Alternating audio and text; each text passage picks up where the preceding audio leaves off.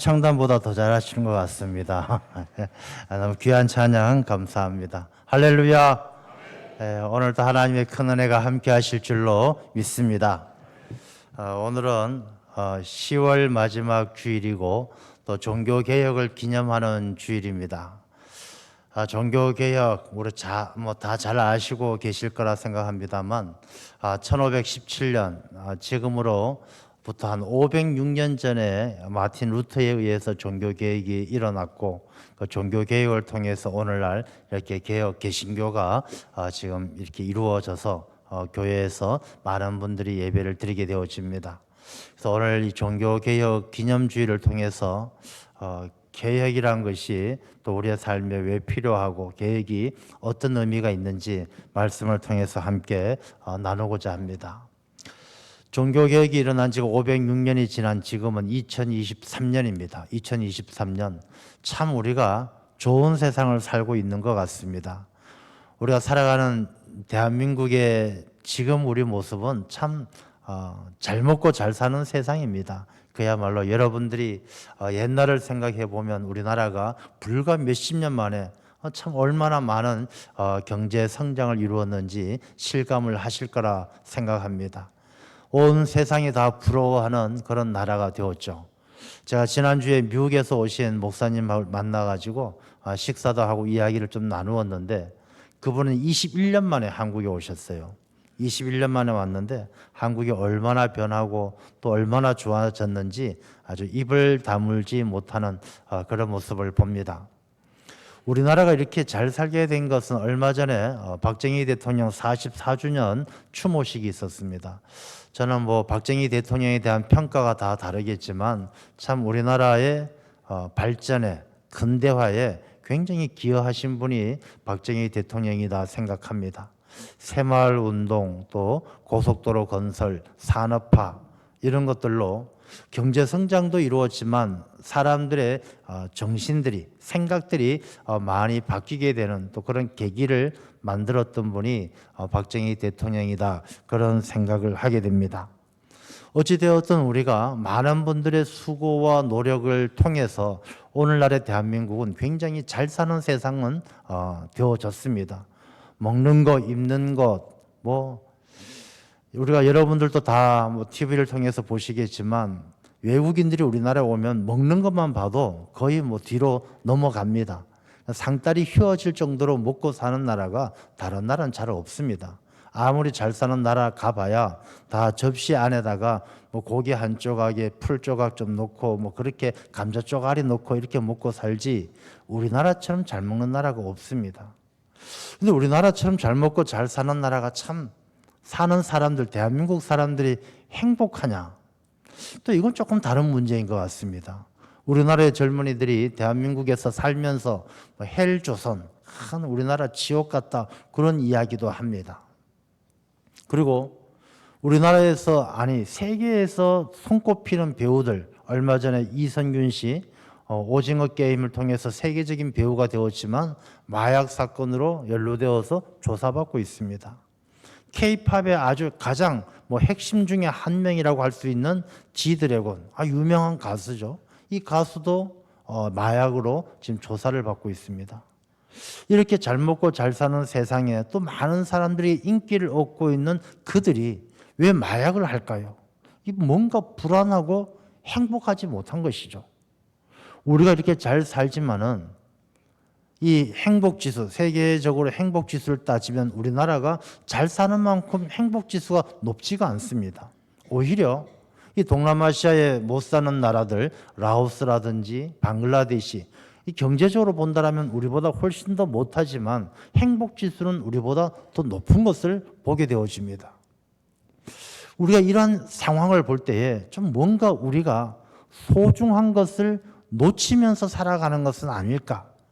잘 먹고 잘 사는 일에만 급급하면서 더 좋은 걸 먹고 더 좋은 집에 살고 이런 것에 마음을 빼앗기고 급급하게 살아가지만 정작 우리를 행복하지 못하게 하는, 정말 우리를 행복하게 할 수 있는 소중한 그 무엇인가를 잃어버린 것은 아닐까, 이런 생각을 한번 해보게 되어집니다.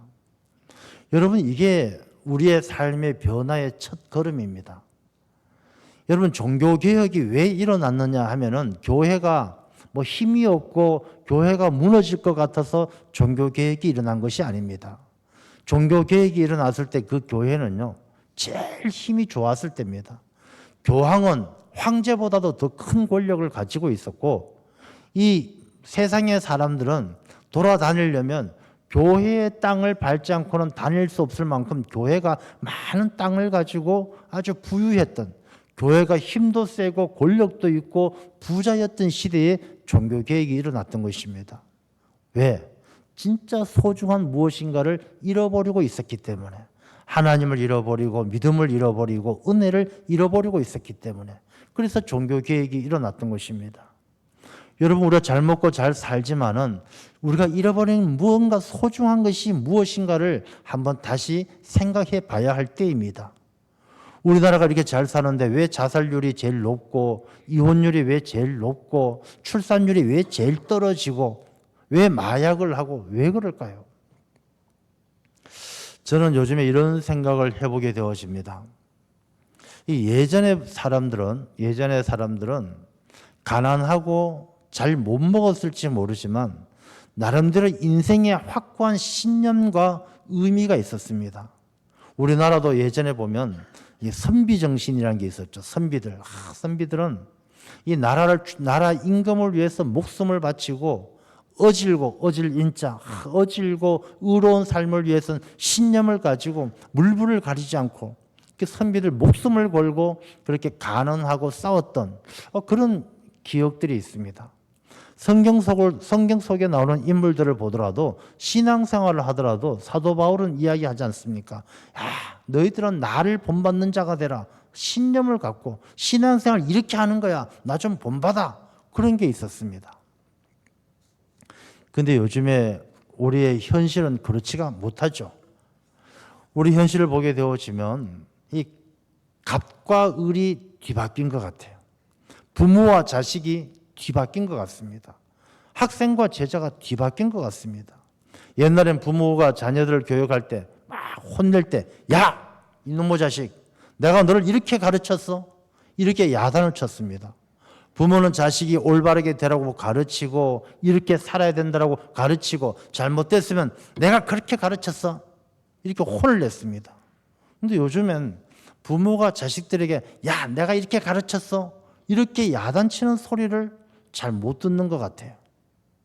그냥 자식이 뭐라 그러면 그냥 아이고 그래 네 알아서 해라, 네 좋은 대로 해라 질질 끌려다니면서, 또 반대로 어쩌다가 한마디 하면 야, 너는 이 엄마처럼 살지 마라, 넌 이 아빠처럼 살지 마라, 겨우 이 정도만 이야기한다는 것이죠.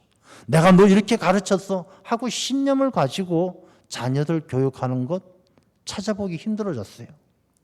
학생과 선생님도 마찬가지예요. 요즘에 뉴스를 보면 선생님들이 가끔씩 스스로 목숨을 끊는 안타까운 일들이 많이 뉴스에 나옵니다. 그리고 보면은 막 학부모가 선생을 괴롭히고 학생이 선생을 때리고 막 이런 일들이 일어나는 것을 봅니다. 이 선생이 선생 같지가 않고 학생이 학생 같지 않는 뭔가 혼란스럽고 뒤죽박죽이 된 이런 상황들, 이것이 우리가 잘 먹고 잘 사는 것으로 만족할 수 없고 뭔가 소중한 것을 다시 회복해야 될, 뭔가 소중한 것을 바로잡아야 될 그런 당위성을 우리에게 보여주는 것이죠.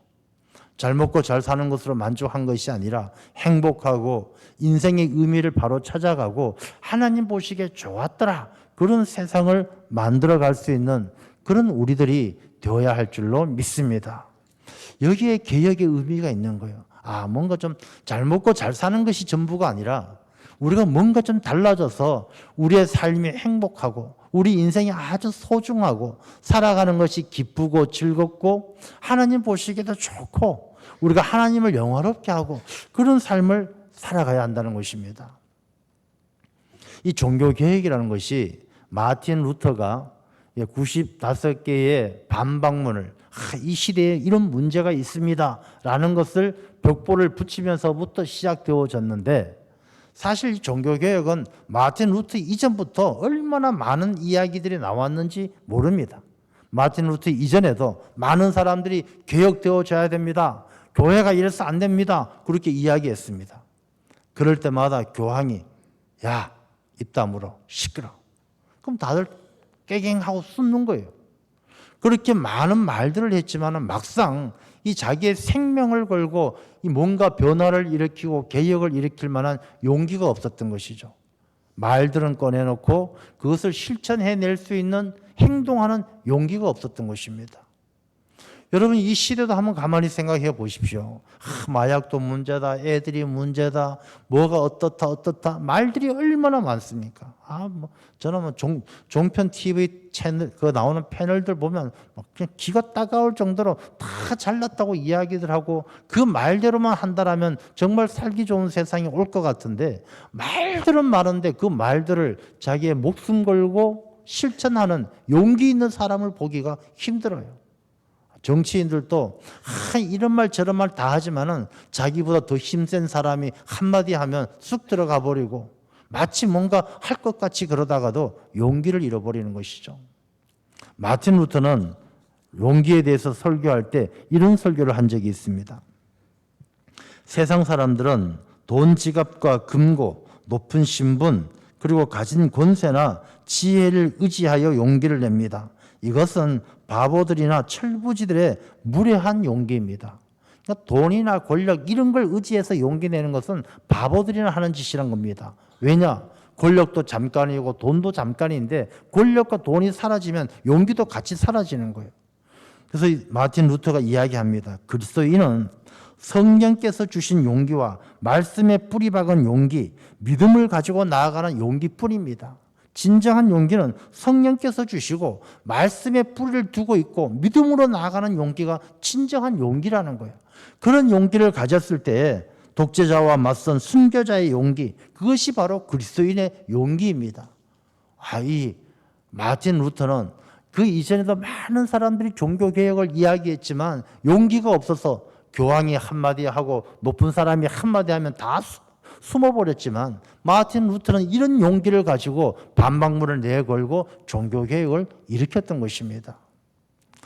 여러분, 우리의 삶이 바뀌어지려면 말씀에 뿌리를 둔 용기, 믿음으로 나아가는 용기가 우리에게 먼저 있어야 할 줄로 믿습니다. 일본이라는 나라가 기독교가 많지가 않습니다. 일본이라는 나라가 기독교가 많지가 않은 것이 몇 가지 이유가 있습니다. 초창기에 일본이 전쟁에서 졌을 때 메가더가 사령관으로 있을 때 선교사 파송을 요청했는데 선교사 파송 요청에 그 시기를 놓쳐버린 것도 있고, 또 일본 사람들 가운데 기독교인들이 박해를 피해서 피신 갔다가 또 거기서 더 큰 어려움을 만나서 많은 사람들이 순교하는 그런 아픈 역사도 있습니다. 어찌되었든 일본은 기독교인들이 적은데 이런 일이 있었습니다. 어느 시골 마을에 한 학생이 전학을 왔어요. 그 학교는 아이들이 한 150명 정도 됩니다. 시골 학교에 이 아이가 전학 왔는데 그 마을엔 기독교인이 한 명도 없어요. 근데 이 전학 온 아이가 기독교인이었습니다. 학교에 와서 보니까 아무도 기독교인이 없는데 이 아이 혼자 기독교인인데 이 급식을 하는데 이 아이가 기도를 하는 것입니다. 처음에 한두 번은 아이들이 제가 뭐 하는 거지 하고 생각할 게 있나 하고 처음 보는 모습에 당황했지만 그냥 잠시 넘어갔습니다. 그리고 이 아이도 자기 말고는 기도하는 사람이 아무도 없었기 때문에 기도 한두 번 하다가 그만둘 줄 알았는데 이 아이는 계속 그렇게 기도하는 겁니다. 한 달쯤 지나니까 아이들이 선생님을 찾아가서 이야기합니다. 선생님, 쟤 미쳤어요. 쟤 맨날 밥 먹을 때마다 눈 감고 중얼중얼거리고 이상합니다. 쟤 아무래도 뭔가 문제 있습니다. 하고 아이들이 선생님에게 일러줬어요. 선생님이 그 아이를 만났습니다. 너 나하고 얘기 좀 하자. 얘기를 합니다. 그 아이에게 너 도대체 뭐 하는 거니? 선생님, 저는 기독교인입니다. 우리 어머니 아버지도 기독교인이고 나도 기독교인입니다. 그래서 난 식사 전에 하나님께 감사 기도를 드리고 식사를 합니다. 그 얘기를 했어요. 근데 그 선생님이 그 얘기를 듣는 순간 눈물을 펑펑 흘리는 거예요. 사실 이 선생님도 몇 안 되는 기독교인이지만 아무도 믿지 않는 그 마을에서 자기가 기독교인이라는 것을 숨기고 살아왔던 것입니다. 근데 그 어린아이의 용기 있는 신앙의 행동에 이 선생님이 큰 감동을 받고 그 아이와 함께 같이 기도하면서 기도 생활을 시작합니다. 이 아이와 선생님 때문에 그 학교의 많은 아이들이 예수님을 믿게 되었다는 것입니다.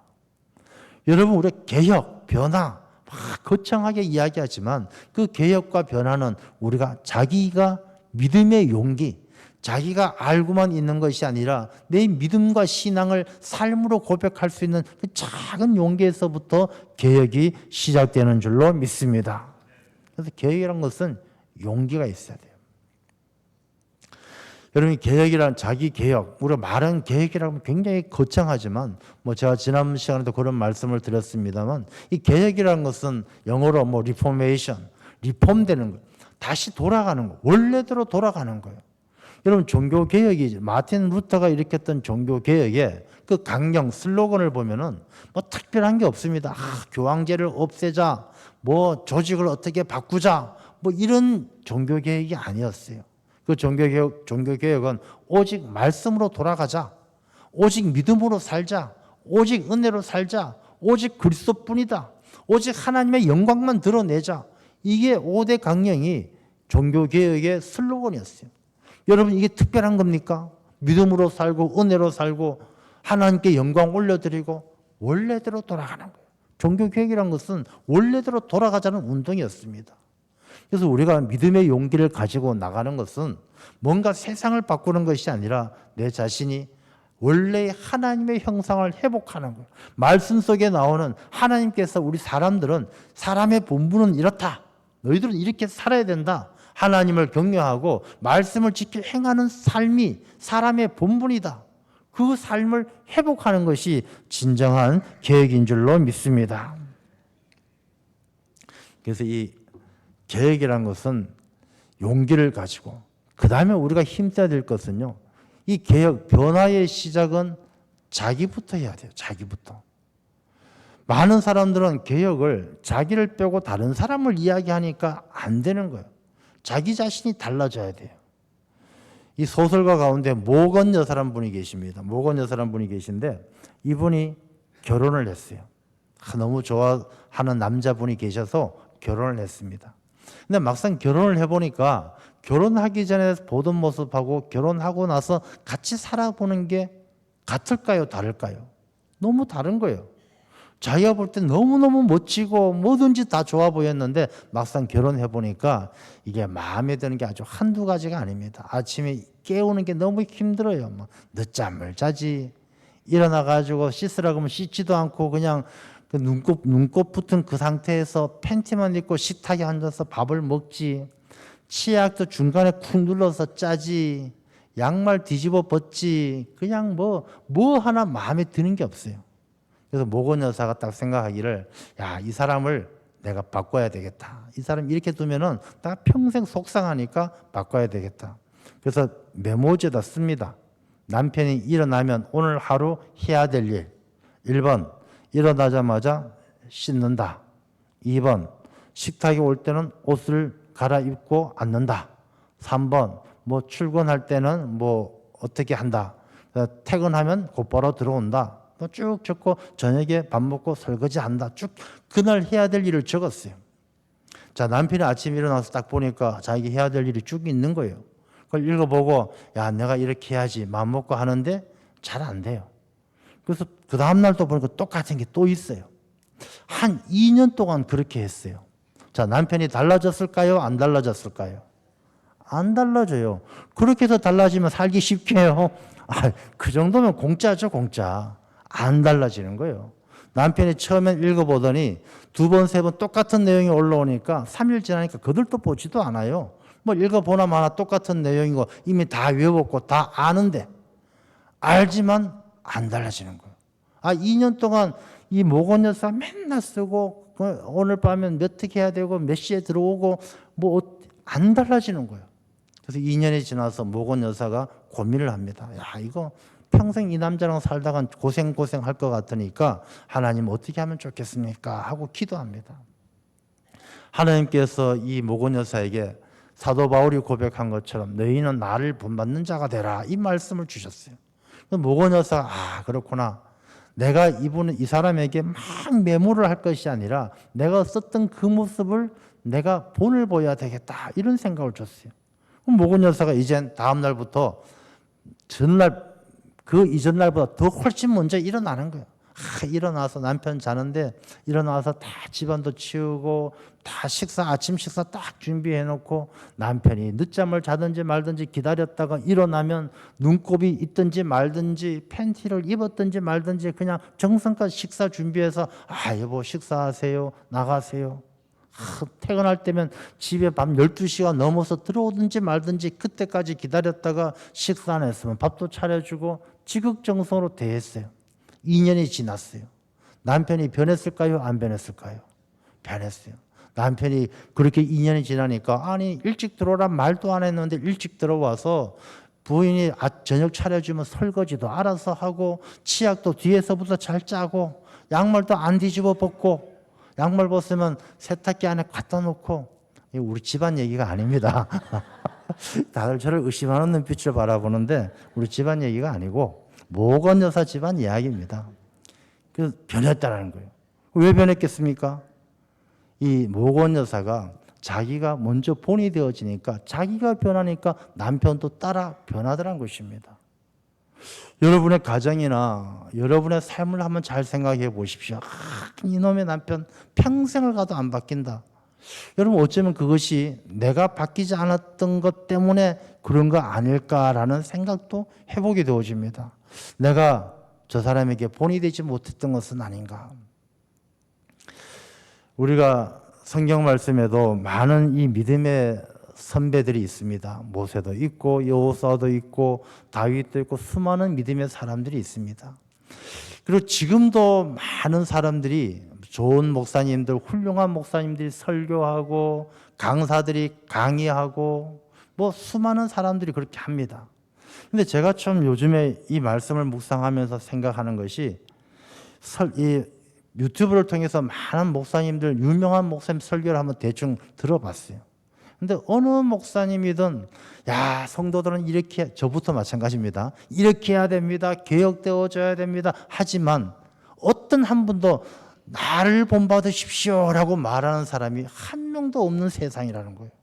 아무리 훌륭한 목사님이라도 그 목사님이 성도들은 그리스도인들은 이렇게 사십시오, 이렇게 하십시오 말하지 나같이 나를 본받으십시오 하는 목사님이, 나를 본받으십시오 하는 강사가 한 명도 없더란 것입니다. 그래서 이 시대가 이렇게 잘 안 바뀌는구나 라는 생각을 하게 된 것입니다. 여러분의 가정이나 교회나 우리가 변화되기 위해서는 나 자신부터 바뀌어야 될 줄로 믿습니다. 자, 그러면 나 자신이 바뀌는 것은 어떤 것이냐? 내가 의지를 갖고 변화돼야지. 안 변합니다. 여러분, 사람의 도덕이요. 착하게 살아야지 자기 변화를 시도합니다. 100만 원 훔치던 것이 내가 착하게 살아서 이제 50만 원만 훔쳐야지. 여러분, 그게 변합니까? 사람은요, 자기 생각의 틀을 벗어날 수가 없어요. 내가 개혁돼야지. 여러분, TV에 나오는 많은 이 패널들, 토론하는 사람들 이야기 들어보십시오. 이렇게 해야 됩니다. 저렇게 해야 됩니다. 다 들어보면요, 다 10년 전, 5년 전에 했던 얘기, 똑같은 얘기 하는 거예요. 그 얘기 처음 나오는 얘기 없어요. 혁신위원회, 혁신되는 게 없어요. 개혁위원회, 개혁되는 게 없어요. 다 5년, 10년 전 얘기가 또 반복되어지고 그 나물의 그 밥이에요. 사람은 자기 의지와 자기 생각으로 개혁되어질 수가 없어요. 자기 개혁이란 말의 뜻이 뭐냐 하면 하나님과 나하고의 관계가 회복되어지는 게 자기 개혁이에요. 그럼 자기가 하나님과의 관계가 회복되어지지 않으면 자기가 변하지 않습니다. 누가복음 15장에 탕자의 이야기가 나옵니다. 탕자가요, 밖에 나가서 막 아버지 재산 가지고 막 씁니다. 쓰면서 자기가 좀 변화돼야 되지, 개혁돼야 되지. 하루에 술값을 100만 원 쓰던 것을 50만 원 쓴다고 해서 그 탕자의 삶이 달라지느냐? 달라지지 않습니다. 이 탕자는 100만 원 쓰나 50만 원 쓰나 10만 원 쓰나 개혁되어진 게 아니라 탕자는 여전히 탕자예요. 그럼 이 탕자가 어떻게 아버지 아들로 회복되어지느냐? 아버지 집으로 돌아와서 아버지의 품에 안겨서 아버지가 그 아이를 아들로 인정해 줄 때 그 사람은요, 탕자가 아니라 아버지 아들로 신분이 바뀌고 변화되어지는 거예요.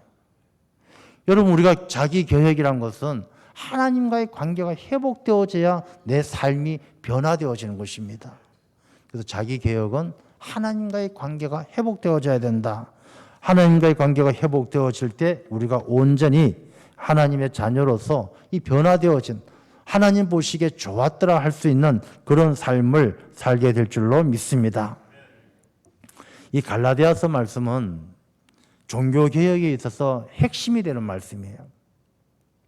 마틴 루터는 사제였습니다. 신부였고 켈빈은 학자였고 존 켈빈은 학자였고 종교개혁을 일으켰던 이 사람들이 가장 많이 영향을 받았던 성경 말씀이 로마서와 갈라디아서예요.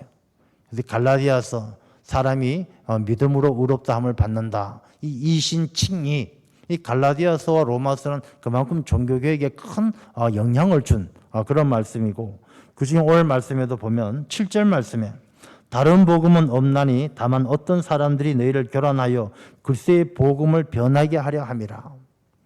여러분 다른 복음, 진짜 복음 이게 어떤 차이일까요? 10절 말씀을 한번 보겠습니다. 10절 말씀에 이제 내가 사람들에게 좋게 하랴 하나님께 좋게 하랴. 다른 복음은 사람을 좋게 하는 복음이고 진짜 복음은 하나님을 좋게 하는 복음이에요. 이 다른 복음이 이 교회 안에 믿는 성도들에게 가만히 들어와 있었어요.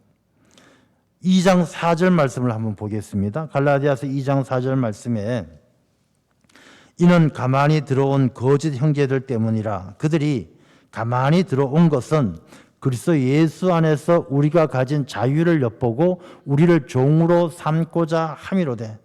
그러니까 이 다른 복음이 가만히 들어와서 이 복음을 변화시켜 변질시켜서 하나님을 좋게 하는 복음을 사람을 좋게 하는 복음으로 바꾼다는 것입니다. 그래서 자유를 엿보고 종으로 삼는다. 우리 원래 예수 그리스도를 믿는 사람은 두려울 것이 없어요. 여러분 우리 그리스도인들이 로마의 박해를 받을 때 얼마나 그 박해를 받았습니까? 사자의 먹이로 던져지고 사람 몸에다가 역청을 발라서 불을 붙여가지고 가로등불처럼 썼던 그런 박해를 받았던 게 그리스도인들이에요. 근데 그 당시에 그리스도인들은 복음을 받아들인 사람들은 두려움이 없었어요.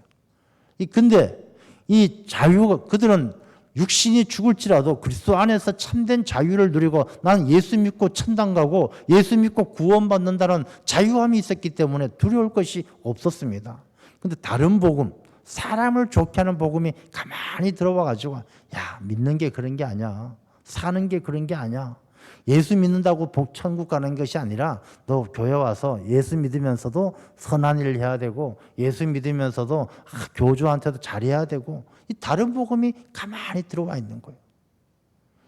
여러분 지금도 교회 안에 우리 성도들의 삶 가운데 다른 복음이 들어와 있어요. 그 다른 복음이 뭐냐? 사람을 좋게 하는 세속주의, 다원주의, 혼합주의. 야, 교회 꼭 가야만 구원받냐? 절에 가도 구원받고 성당 가도 구원받고 거기서 거기지. 사람들이 복음을 변질시키는 거예요. 세속주의가 교회 안에 들어와 가지고 야, 교회 간다고 다 되는 것이 아니라 교회도 성과가 있어야 돼. 우리가 지난 15일 날 총동원 초청 감사주의를 지켰습니다. 우리 성도님들 가운데 그런 말씀 하시는 분이 없지만 목사님들 얘기 들어보면 그런 행사를 하면 꼭 그런 분들이 계신데요. 와가지고 목사님 이번 행사에 들어간 돈이 2천만 원인데 그럼 전도에서 나온 사람이 2명밖에 없습니다. 이거 2천만 원 들여서 2명 전도하는 거 효율적입니까? 2천만 원 가지고 다른 데 썼으면 얼마나 좋았겠습니까? 이 얘기 성경 속에서 누가 하는 얘기죠? 가룟 유다가 하는 이야기입니다. 가룟 유다가 예수님 앞에 와서 예수님 이 향유를 팔아서 좋은 일에 쓰지 왜 예수님 발에 붓습니까? 라는 얘기하고 똑같은 가룟 유다의 마음이 들어와 있는 거예요. 그래서 세속주의에 빠져 있는 사람들은 교회에 와서도 꼭 뭔가 이야기할 때 아니 2천만 원 투자하면 200명이 와야 되고 2억을 투자하면 2,000명이 와야 되고 이런 세속주의가 다른 복음이 되어서 사람들의 마음을 흔들어 놓는 거예요. 자유를 빼앗고 종이 되게 하는 거예요. 우리가 성경 말씀에는 심는 자가 따로 있고 거두는 자가 따로 있는 것이죠. 우리가 심는 자는 눈물로 씨앗을 심지만은 나중에 추수하는 자는 기쁨으로 추수하는 거예요. 하나님의 나라의 일은 우리가 씨앗을 뿌리는 일이지 거두는 것은 하나님이 계획하시는 일이라는 것입니다. 그런데 다른 복음이 들어와서 사람을 좋게 하는 일에 자꾸 힘쓰게 하는 거예요. 왜 세상이 개혁되어져야 되느냐? 교회가 왜 개혁되어져야 되느냐? 이 다른 복음이 들어와서 모든 일들이 자꾸 사람을 좋게 하는 쪽으로 가고 있는 거예요. 사람이 좋고 사람이 기쁘고 사람이 즐거운 쪽으로.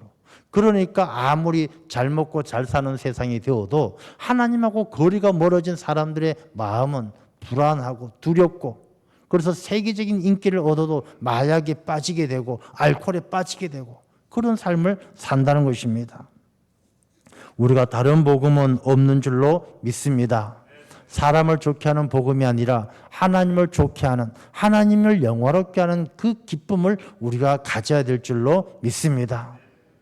우리가 강단에 이렇게 꽃을 장식합니다. 어떤 분들은 그런 이야기합니다. 우리 교회 성도님은 아니고요. 어떤 분들 이야기할 때 목사님 교회 강단에 꽃 장식하는데 그냥 조화 갖다 놓으면 1년 내내 쓸 텐데 왜 자꾸 생화 비싼 거 갖다 놓으십니까? 그 마음속에 다른 복음이 들어온 거예요. 우리가 하나님을 예배하고 하나님께 영광 올려드릴 때는 성경 말씀엔 힘을 다하고 정성을 다하고 마음을 다하라 했지, 누가 계산 따져가지고 싸게 먹히도록 조화 갖다 놓으면 1년 쓸 수 있지 않습니까?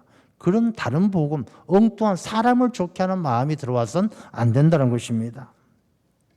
그래서 다른 복음은 없습니다. 그래서 8절 말씀에 보면, 그러나 우리나 혹은 하늘로부터 온 천사라도 우리가 너희에게 전한 복음 외에는 다른 복음을 전하면 저주를 받을지어다.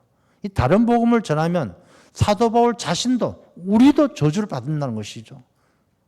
그래서 이 종교개혁은 오직 예수, 오직 은혜, 오직 믿음, 오직 말씀, 그렇게 종교개혁을 일으켰던 것입니다. 여러분, 이제 우리가 이 종교개혁주의를 지키면서 한번 우리의 삶을 생각해 보았으면 좋겠습니다. 우리의 신앙이요, 사람을 좋게 하기 위한 신앙인지 하나님을 좋게 하기 위한 신앙인지.